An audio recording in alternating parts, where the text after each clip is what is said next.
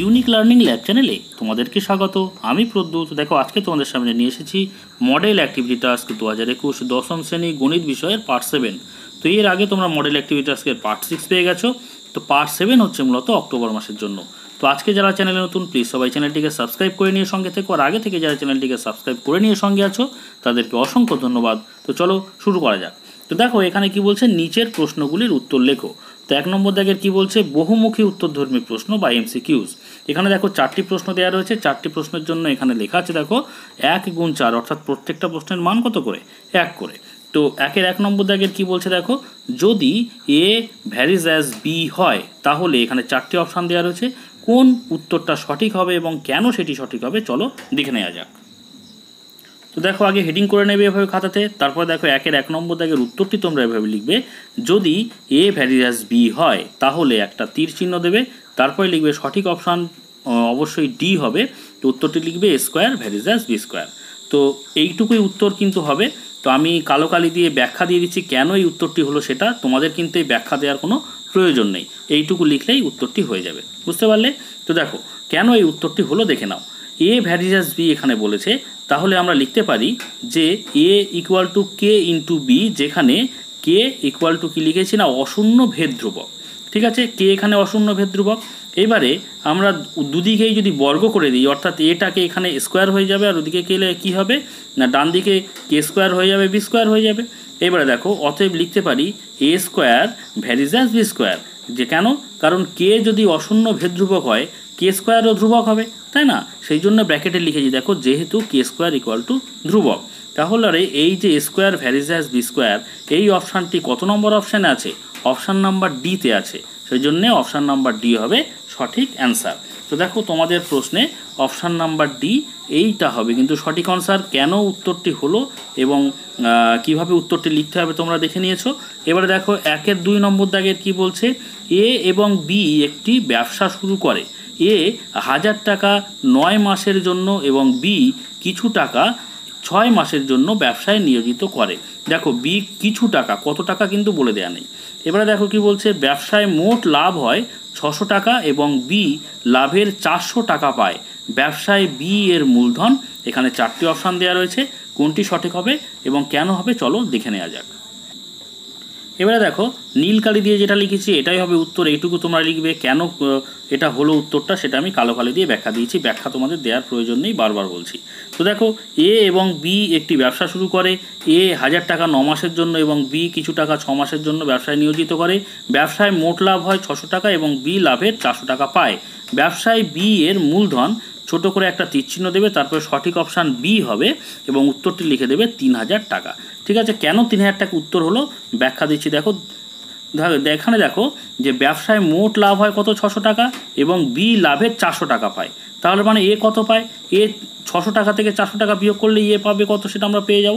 সেই জন্য লিখেছি দেখো এ এর লভ্যাংশ সমান 600 টাকা ছিল মোট লাভ, তার থেকে বি পেয়েছে 400 টাকা, বিয়োগ করে দিলাম, তার মানে 200 টাকা পাচ্ছে এ। এইবারে এখানে বলেছে এ কিছু টাকা, দেখো এখানে বলেছে এখানে বলেছে বি কিছু টাকা 6 মাসের জন্য। কিছু টাকা মানে কত টাকা বলে দেওয়া নেই, সেই জন্য ধরে নিচ্ছি দেখো, ধরি ব্যবসায় বি নিয়োজিত করে এক্স টাকা। ঠিক আছে, এইবারে আমরা জানি যে মূলধনের যে অনুপাত হয় সেটাই হচ্ছে লভ্যাংশের অনুপাত হয়। যে অনুপাতে আমরা মূলধন বিনিয়োগ করি সেই অনুপাতেই লভ্যাংশ পাই, তাই না? অতএব প্রশ্নানুসারে আমরা লিখতে পারি যে দেখো এর 1000 টাকা 9 মাস কেটেছে, তার মানে লভ্যাংশ মূলধন কত হয়েছে 1000 গুণ 9 অনুপাত। এবারে বি এর কত টাকা বিনিয়োগ করেছে না এক্স টাকা আমরা ধরে নিয়েছি, তাহলে এক্স ক মাস কেটেছে 6 মাস, তাহলে পরে এক্স গুণ 6 সমান, এবারে এ কত পেয়েছে, এর লভ্যাংশ হচ্ছে 200, তার জন্য 200 ইস টু বি এর লভ্যাংশ কত, বি 400 টাকা পেয়েছে, সেই জন্য ইস টু 400 লিখেছি। ঠিক আছে, তোমরা নিশ্চয়ই বুঝতে পারলে এটা কীভাবে লিখলাম। এইবারে দেখো এইটাকে আমরা 1000 ইন্টু 9কে আমরা 9000 করেছি, এক্স আর 6 গুণ করলে কত হচ্ছে 6x হচ্ছে। এটাকে আমরা অনুপাতকে ভগ্নাংশে আকারে লিখতে পারি। ঠিক একই রকমভাবে এখানে 200/400 করেছি। এবারে কাটাকুটি করে এখানে 2 দিয়ে কাটাকুটি 100 দিয়ে কাটাকুটি করলে ওপরে থাকছে 1 আর নিচে থাকছে 2। আর এখানে দেখো 6 আর 9 আমরা যদি কেটে দিই তাহলে পরে ওপরে থাকছে 1500। এবারে দেখো 1500/x থাকছে বাঁদিকে আর ডান দিকে থাকছে কত 1/2। 2। এবারে কোনাকুনি যদি আমরা গুণ করি এক্স আর 1 গুণ করলে এক্স থাকছে, আর 1500 আর 2 গুণ করলে কত, 1502 গুণ করলে হচ্ছে 3000। ঠিক আছে, তাহলে পরে এক্সের মান আমরা কত পেলাম, এক্স আমরা ধরেছিলাম কি না, এক্স ধরেছিলাম বি নিয়োজিত করে এক্স টাকা, তার মানে বি এর যে বিনিয়োগ করেছে কত টাকা সেটাই চেয়েছিল উত্তরে, সেটা পাচ্ছি কত, বি ব্যবসায় বি এর মূলধন কত, 3000 টাকা। তো 3000 টাকা অপশানটা আমরা কত নম্বর অপশানে পাচ্ছি না, অপশান নাম্বার বিতে পাচ্ছি, সেজন্য অপশান নাম্বার বি হবে সঠিক অ্যান্সার। কেন হলো তোমরা নিশ্চয়ই বুঝতে পেরেছো। তো দেখো এখানে অপশান নাম্বার বি হয়ে গেল সঠিক উত্তর। কিভাবে লিখতে হবে তোমরা দেখে নিয়েছো খাতাতে। এবারে দেখো 1-3 নম্বর দাগের কি বলেছে, দুটি বৃত্তের ব্যাসার্ধের দৈর্ঘ্য 7 সেন্টিমিটার ও 4 সেন্টিমিটার, বৃত্ত দুটি পরস্পরকে অন্তর্স্পর্শ করে, বৃত্ত দুটির কেন্দ্রদ্বয়ের মধ্যে দূরত্ব হলো। এখানে 4টি অপশান দেওয়া রয়েছে, তো কোন উত্তরটি সঠিক হবে এবং কেন হবে চলো দেখে নেওয়া যাক। তো দেখো উত্তরটি তোমরা 1-3 নম্বর দাগের এভাবে লিখবে, নীল কালি দিয়ে যতটুকু লিখেছো ওইটুকু, যে দুটি বৃত্তের ব্যাসার্ধের দৈর্ঘ্য 7 সেন্টিমিটার ও 4 সেন্টিমিটার, বৃত্ত দুটি পরস্পরকে অন্তর্স্পর্শ করে, বৃত্ত দুটির কেন্দ্রদ্বয়ের মধ্যে দূরত্ব হলো, ছোটকে একটা তীর চিহ্ন দেবে, তারপরে সঠিক অপশান ডি এটা অবশ্যই লিখবে, তারপরে লিখবে 3 সেন্টিমিটার। তো 3 সেন্টিমিটার কেন হলো, তো দেখো তোমাদের বইয়ের পেজ নাম্বার 216, একটুখানি এই জায়গাটা দেখে নাও। দেখো 216 নম্বর পৃষ্ঠাতে এই জায়গাটাতে দেখো যে এই যে ছবিটা দেখতে পাচ্ছ, দুটো বৃত্ত অন্তর্স্পর্শ করেছে। ঠিক আছে, এখানে লেখা আছে দেখো, যদি দুটি বৃত্ত অন্তর্স্পর্শ করে তবে কেন্দ্র দুটির দূরত্ব ব্যাসার্ধ দুটির দৈর্ঘ্যের অন্তর্ফলের সমান হবে। বুঝতে পারলে যে ব্যাসার্ধ, এই যে দুটো বৃত্ত অন্তর্স্পর্শ করেছে এর যে দুটো ব্যাসার্ধ আছে তাদের যে অন্তর্ফল বা বিয়োগফল হবে তার কিন্তু সমান হবে কি না কেন্দ্র দুটির দূরত্ব। বুঝতে পারলে, তাহলে পরে আমরা খাতায় উত্তরটি কেন লিখেছি এটা সেটা দেখে নাও। যে আমরা জানি, যেটা আমরা পড়লাম বইতে সেটাই লিখেছি। দেখো, দুটি বৃত্ত পরস্পরকে অন্তর্স্পর্শ করলে কেন্দ্র দুটির দূরত্ব দুটি ব্যাসার্ধের দৈর্ঘ্যের অন্তর্ফলের সমান হবে, ওই কথাটাই লিখেছি। অতএব বৃত্ত দুটির কেন্দ্রদ্বয়ের মধ্যে দূরত্ব কত, একটা বলেছিল 7 সেন্টিমিটার আর একটা 4 সেন্টিমিটার, তাহলে তাদের কি হবে না 7 থেকে 4টা বিয়োগ করে দেবো। তো 7 থেকে 4 বিয়োগ করলে থাকছে কত, 3 সেন্টিমিটার। তো 3 সেন্টিমিটার অপশানটি কত নম্বর অপশানে আছে, অপশান নাম্বার ডিতে। তো দেখো অপশান নাম্বার ডি 3 সেন্টিমিটার। তো এই যে অপশানটা সঠিক হবে। কিভাবে খাতায় লিখতে হবে তোমরা দেখে নিয়েছো নিশ্চয়ই। এবারে চলো 1-4 নম্বর দাগের কি বলছে, r/2 একক দৈর্ঘ্যের ব্যাসার্ধ বিশিষ্ট নিরেট গোলকের আয়তন। তো এখানে 4টি অপশান দেওয়া রয়েছে, কোন অপশানটি হবে চলো দেখে নেওয়া যাক। তো দেখো 1-4 নম্বর দাগের উত্তরটি তোমরা এভাবে লিখবে, r/2 একক দৈর্ঘ্যের ব্যাসার্ধ বিশিষ্ট নিরেট গোলকের আয়তন, একটা তীর চিহ্ন দেবে, তারপরে সঠিক অপশান ডি সেটা লিখবে, তারপরে উত্তরটি লিখে দেবে 1/6 পাই r³ ঘন একক। এই পর্যন্ত উত্তর। ব্যাখ্যা দিচ্ছি, এটা লেখার দরকার নেই। তো দেখো বুঝে নাও বিষয়টা কেন হলো। নিরেট গোলকের ব্যাসার্ধ আর সমান r/2 একক এখানে বলে দিয়েছে, তাই না, যেটাকে আমরা r দ্বারা চিহ্নিত করি। অতএব নিরেট গোলকের আয়তনের সূত্র আমরা কি জানি, 4/3 পাই r³ ঘন একক। তো এখানে r সমান কত না r/2, সেই জন্য r এর জায়গায় আমরা r/2³ লিখে দিয়েছি। বুঝতে পারলে। তো এবারে কথা হচ্ছে দেখো, সমান 4/3 ছিল সেটা রাখলাম, পাই ছিল সেটা রাখলাম, r³ হলো, আর 2-এর যদি কিউব করি তাহলে 2 দুগুণে 4, 4 দুগুণে 8 হয়। এবার 8 আর 4 যদি কাটাকুটি করি 4 দুগুণে 8 হচ্ছে, তাহলে নিচে থাকছে 2। তো ওপরে কি থাকছে দেখো, ওপরে এখানে থাকছে 1, তাহলে 1/3 দুগুণে কত 6, আর এখানে পাই r³। ঠিক আছে, 1/6 পার r³ ঘন একক পেলাম আমরা উত্তর। এই উত্তরটি কত নম্বর অপশানে আছে, অপশান নাম্বার ডিতে আছে। প্রশ্নে দেখে নাও যে অপশান নাম্বার ডিতে কি আছে না 1/6 পার r³ ঘন একক। তো এইটা হবে সঠিক অ্যান্সার। কীভাবে লিখতে হবে নিশ্চয়ই দেখে নিয়েছো খাতায়।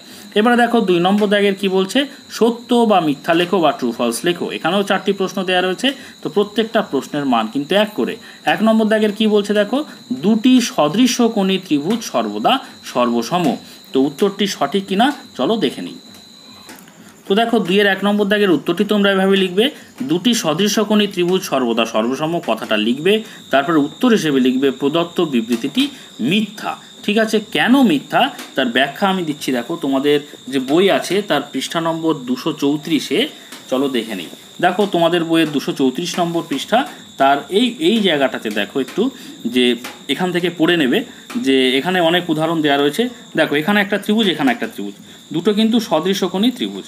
কেন এই ত্রিভুজটা একটা সমবাহু ত্রিভুজ, এটাও সমবাহু ত্রিভুজ, ঠিক আছে। এখানে লেখা আছে দেখতে পাচ্ছ। তো তিনটে কোণেরই মান কিন্তু 60 ডিগ্রি, এটাও 60 ডিগ্রি করে।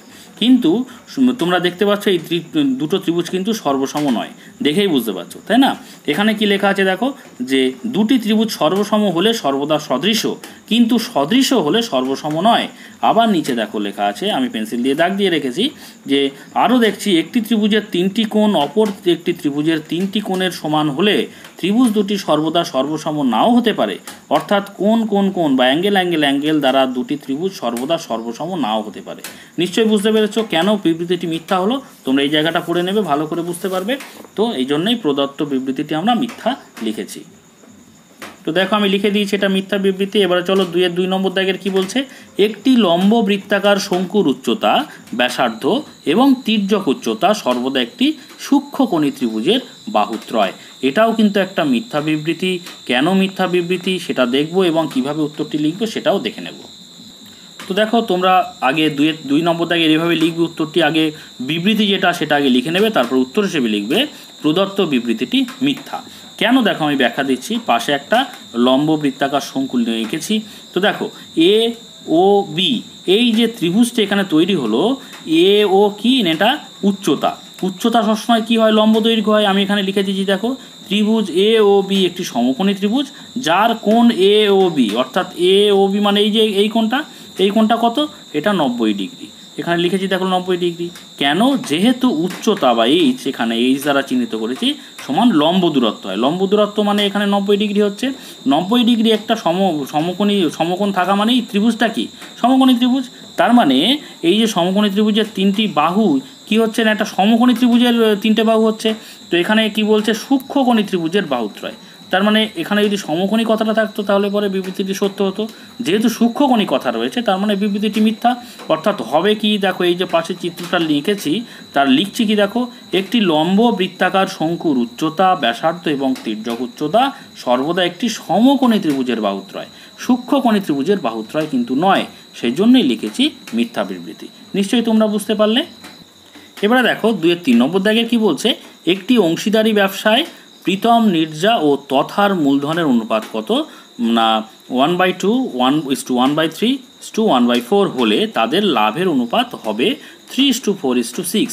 তো এই যে বিবৃতিটা আছে না, এটাও কিন্তু একটা মিথ্যা বিবৃতি হবে। তো কেন মিথ্যা বিবৃতি চলো দেখে নিই। তো দেখো আগে যে বিবৃতিটা আছে সেটা এভাবে লিখে নেবে, তারপর উত্তর হিসেবে লিখবে প্রদত্ত বিবৃতিটি মিথ্যা। কেন মিথ্যা সেটা আমি ব্যাখ্যা দিচ্ছি। ব্যাখ্যা তোমাদের বারবার বলছি নিষ্প্রয়োজন লেখার, তো এটা আমি তোমাদের বোঝানোর জন্য লিখছি। তো দেখো প্রীতম, নীরজা ও তথার মূলধনের অনুপাত কত বলে দিয়েছিল, এই যে 1/2, 1/2:1/3:1/4, ঠিক আছে। এবারে দেখো নিচে হরগুলো কি আছে, 2, 3 আর 4, এদের যদি আমি লসাগু করি তাহলে পরে লসাগু কত হয় বলো তো, 12 হয়। তো প্রত্যেক ক্ষেত্রে আমি 12 দিয়ে গুণ করে দিয়েছি, এদিকে এখানে 12 দিয়ে গুণ করেছি। এবারে 12কে যদি আমি 2 দিয়ে কেটে দিই 6 থাকে, 12কে 3 দিয়ে কেটে দিলে 4 থাকে, 12কে 4 দিয়ে কাটলে 3 থাকছে। অর্থাৎ যে মূলধনের অনুপাত কত পেলাম, 6:4:3। আর লিখেছি দেখো, যেহেতু লভ্যাংশের অনুপাত সমান মূলধনের অনুপাত, ঠিক আছে। তো মূলধনের অনুপাতটাই লভ্যাংশের অনুপাত হয়, অতএব লাভের অনুপাত সমান এই অনুপাতটাই হবে, অর্থাৎ 6:4:3 হবে। কিন্তু এখানে বলেছে কি দেখো, 3:4:6 কি না লাভের অনুপাত। তার মানে এটা ভুল আছে, ওই জন্য বিবৃতিটি একটা মিথ্যা বিবৃতি। এবারে দেখো 2-4 নম্বর দাগের কি বলছে, a ভ্যারিজ অ্যাজ 1/b এবং b ভ্যারিজ অ্যাজ 1/c হলে a ভ্যারিজ অ্যাজ 1/c হবে। এটাও কিন্তু একটা মিথ্যা বিবৃতি, ঠিক আছে। তো কেন সেটা মিথ্যা হলো চলো দেখে নিই।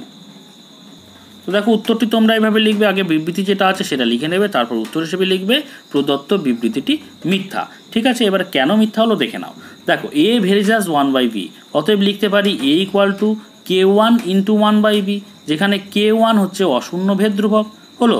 ঠিক একই রকমভাবে এই যে এটা লিখেছি দেখো, b ভ্যারিজ অ্যাজ 1/c, অতএব b সমান k2 × 1/c, যেখানে k2 অশূন্য ভেদ ধ্রুবক। অতএব আমরা লিখতে পারি b = k2/c। ঠিক একই রকমভাবে এখানে a = কি লিখেছি, k1/b। এইবারে দেখো এই যে b, এই b এর জায়গাটায় এই b এর যে মানটা আছে বসিয়ে দেব। তো ওপরে ছিল k1 লিখলাম, b এর জায়গায় বসাচ্ছি কি k2/c, এই যে বসিয়ে দিয়েছি, ব্র্যাকেটে লিখে দিয়েছি কি b = k2/c বসিয়ে পাই, ঠিক আছে। এবারে দেখো এবারে ওপরে ছিল K1 আর নিচে যদি এই যে পুরো বিষয়টা উল্টে যাবে, অর্থাৎ ওপরে C চলে যাবে, নিচে চলে আসবে K2, অর্থাৎ K1/K2 ইন্টু C। এইবারে যেহেতু K1 এবং K2 দুজনেই ধ্রুবক, সেই জন্য K1/K2ও কিন্তু ধ্রুবক, তাই না? যেহেতু K1/K2 একটা ধ্রুবক, সেই জন্য আমরা লিখতে পারি A ভ্যারিজাস C। ওকে, ওই জন্য দেখো কিন্তু এখানে দিয়েছে কি না A ভ্যারিজাস 1/C হবে লিখেছে, কিন্তু আমরা এখানে দেখতে পাচ্ছি কি A ভ্যারিজাস C হচ্ছে, তার মানে এই বিবৃতিটি কি একটা মিথ্যা বিবৃতি আছে। এবারে দেখো 3 নম্বর দাগের কি বলছে না শূন্যস্থান পূরণ করো। এখানে 3টে শূন্যস্থান দেওয়া রয়েছে, 1 গুণ 3 সমান 3, অর্থাৎ প্রত্যেকটা প্রশ্নের মান কিন্তু 1 করে।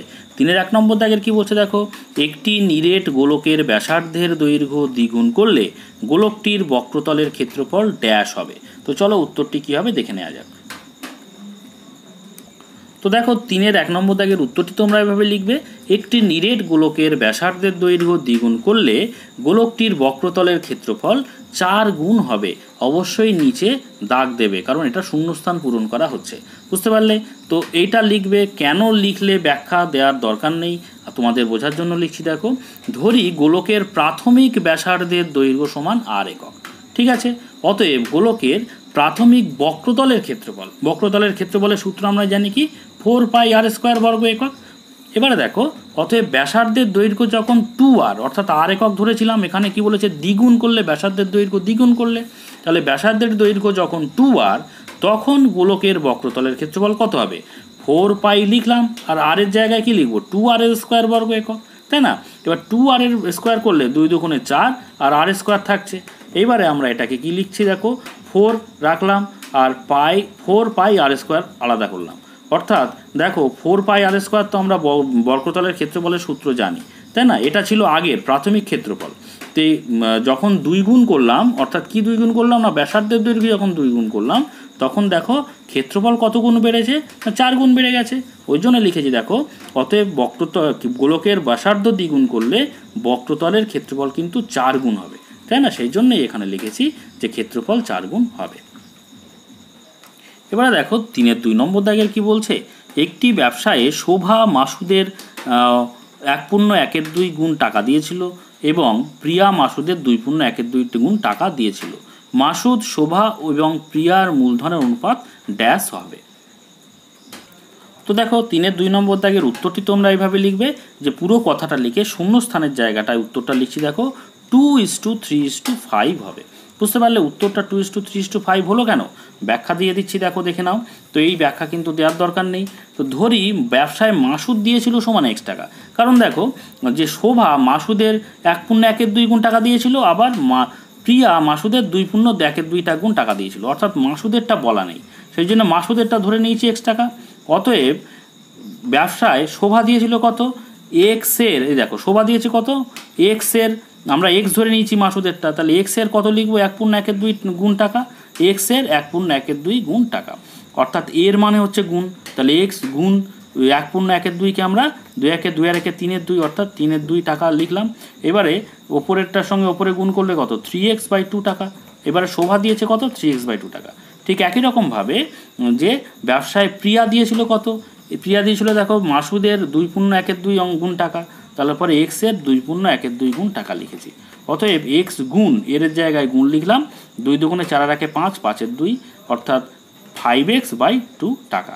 এইবারে মাসুদ দিয়েছিল পেয়েছি, ধরে নিয়েছিলাম, শোভা দিয়েছে কত সেই অনুযায়ী পেয়েছি, এবং প্রিয়া দিয়েছে সেটা পেয়েছি, অর্থাৎ লিখেছে দেখো মাসুদ, শোভা এবং প্রিয়ার মূলধনের অনুপাত কত, মূলধনগুলো পেয়ে গেলাম, অতএব তাদের অনুপাতগুলোও পেয়ে যাব।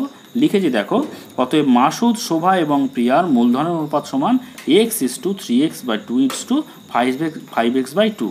এবারে নিচের এই 2গুলোকে সরিয়ে দেবো আমি, সেই জন্য 2 দিয়ে প্রত্যেক ক্ষেত্রে গুণ করে দিয়েছি। এখানে 2 দিয়ে গুণ করলে 2x থাকে, এখানে 2 দিয়ে গুণ করলে 2 কেটে গেলে 3x থাকে, এখানে 2 দিয়ে গুণ করলে 2 কেটে গিয়ে 5x থাকে। প্রত্যেক ক্ষেত্রে আমরা x দিয়ে যদি ভাগ করে দিই, অর্থাৎ xগুলো যদি তুলে দিই, তাহলে থাকছে কত 2:3:5। এটা হচ্ছে এদের মূলধনের অনুপাত পেলাম, সেই জন্য এই শূন্যস্থানে লিখেছি 2:3:5। এইটুকু উত্তর লিখলেই কিন্তু হয়ে যাবে। এবারে দেখো 3-এর 3 নম্বর দাগের কি বলছে, দুটি বৃত্ত পরস্পরকে এ বিন্দুতে বহিঃস্পর্শ করে, এ বিন্দুতে অঙ্কিত বৃত্ত দুটির সাধারণ স্পর্শকের সংখ্যা ড্যাশ টি। তো দেখো 3 নম্বর দাগের উত্তরটি তোমরা এভাবে লিখবে, দুটি বৃত্ত পরস্পরকে এ বিন্দুতে বহিঃস্পর্শ করে, এ বিন্দুতে অঙ্কিত বৃত্ত দুটি সাধারণ স্পর্শকের সংখ্যা শূন্যস্থানে লিখবে একটি। এক কথাটা লিখতে হবে শূন্যস্থানে। কেন এই একটি হলো তোমরা চলো দেখে নাও, যে তোমাদের যে বই আছে তার পেজ নাম্বার 214-তে। দেখো তোমাদের বইয়ের 214 নম্বর পৃষ্ঠাতে ঠিক এই উপরটাতে একটা ছবি আছে। দেখো এখানে দুটো বৃত্ত বহিঃস্পর্শ করেছে এবং এই যে একটা সাধারণ স্পর্শক কি দেখতে পাচ্ছ, এ বি হচ্ছে সাধারণ স্পর্শক। ঠিক আছে, তো এখানে দেখো লেখায় আমি পেন্সিল দিয়ে দাগ দিয়ে রেখেছি। দেখো ছবিতে বৃত্তদ্বয় পরস্পরকে পি বিন্দুতে বহিঃস্পর্শ করেছে, এই যে পি বিন্দুতে বহিঃস্পর্শ করেছে।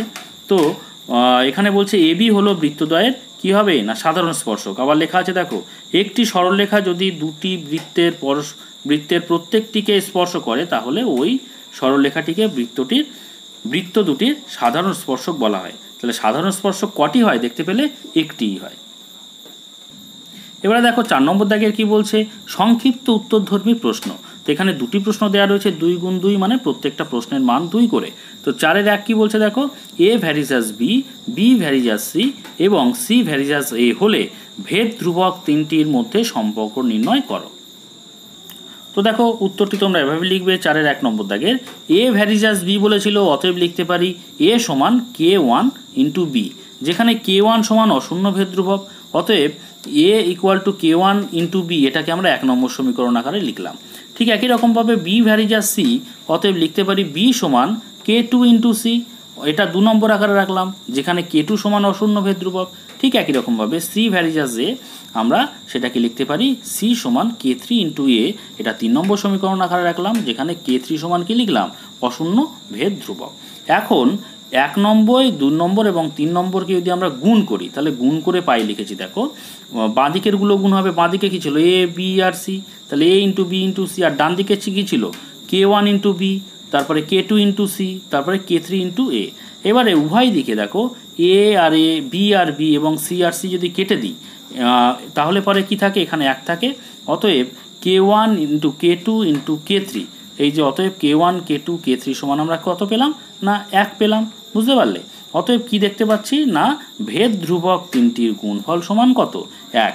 এটাই হচ্ছে এদের ভেদ ধ্রুবকগুলো, তাদের সম্পর্ক, তাদের মধ্যে যে সম্পর্ক সেটাই হচ্ছে তাদের গুণফল হচ্ছে 1।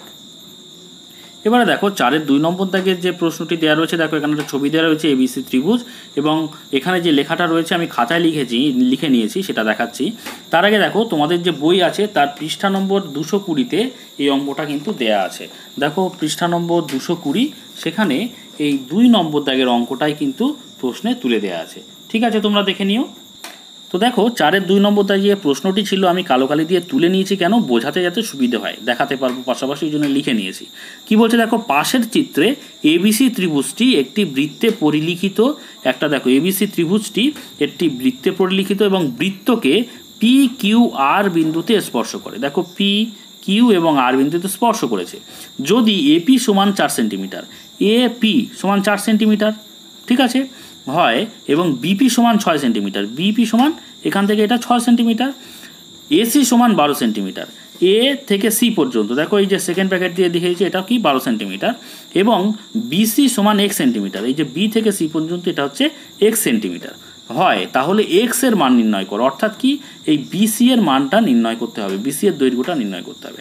ঠিক আছে, তো দেখো উত্তর লিখছি, চিত্রানুযায়ী বহিস্থ বিন্দু এ থেকে স্পর্শক এপি এবং এ আর, যে এ থেকে যে বহিস্থবিন্দু এ থেকে আমরা দুটো স্পর্শক কি পাচ্ছি না, একটা এপি আর একটা হচ্ছে এ আর। এবারে দেখো যখন বহিস্থবিন্দু থেকে দুটো স্পর্শক থাকে তাহলে কিন্তু সেই স্পর্শক দুটো সমান হয়ে যায়। তোমরা এই অনুযায়ী এতে উপপাদ্যও আছে। দেখো 211 নম্বর পৃষ্ঠাতে যে 41 নম্বর উপপাদ্য আছে, এই উপপাদ্যর কিন্তু অনুসিদ্ধান্ত এইটা, তোমরা এটা দেখে নেবে তাহলে বুঝতে পারবে। সেই জন্য আমরা লিখেছি দেখো, অতএব এপি সমান এ আর সমান 4 সেন্টিমিটার। কেন? কারণ এপি সমান আমরা 4 সেন্টিমিটার জানতাম, তাহলে এপি সমান এ আর হয়ে যাচ্ছে, স্পর্শক দুটো সমান, তাই তাহলে এ আর সমান এটা, এ আর সমানও 4 সেন্টিমিটার লিখতে পারি।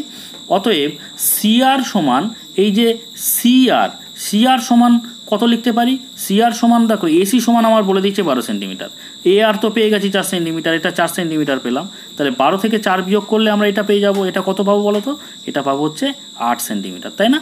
তো এটা লিখেছি দেখো সিআর সমান এসি মাইনাস এআর, অর্থাৎ 12 থেকে 4 সেন্টিমিটার বাদ দিলে পাচ্ছি কত, 8 সেন্টিমিটার।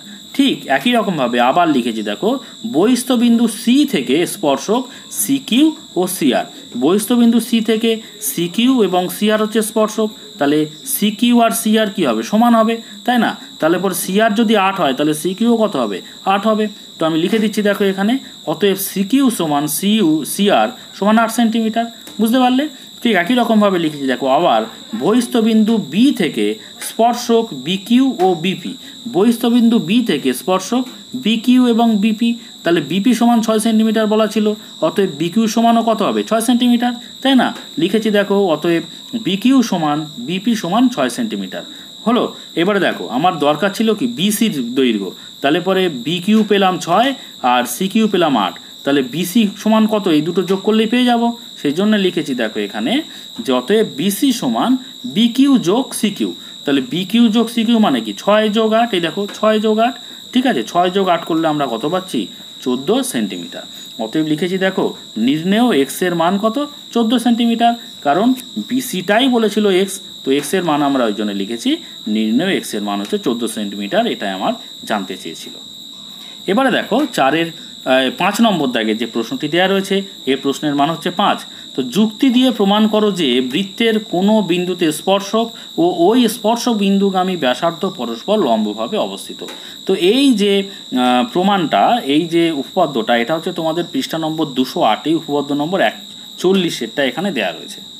তোমাদের বই যে 208 নম্বর পৃষ্ঠা, সেই 208 নম্বর পৃষ্ঠার ঠিক ওপরে দেখো 40 নম্বর উপপাদ্য, ঠিক আছে? এটাই তোমাদের প্রশ্নে বলে দেওয়া ছিল যে বৃত্তের কোনো বিন্দুতে স্পর্শক ও ওই স্পর্শ বিন্দুগামী ব্যাসার্ধ পরস্পর লম্বভাবে অবস্থিত। তো এটা তোমরা লিখে দেবে, তোমাদের কাছে প্রত্যেকের কাছে বই আছে, তোমরা এটা লিখে দেবে। এই ছিল ক্লাস 10-এর গণিত বিষয়ের মডেল অ্যাক্টিভিটি টাস্কের পার্ট 7-এর অংশ।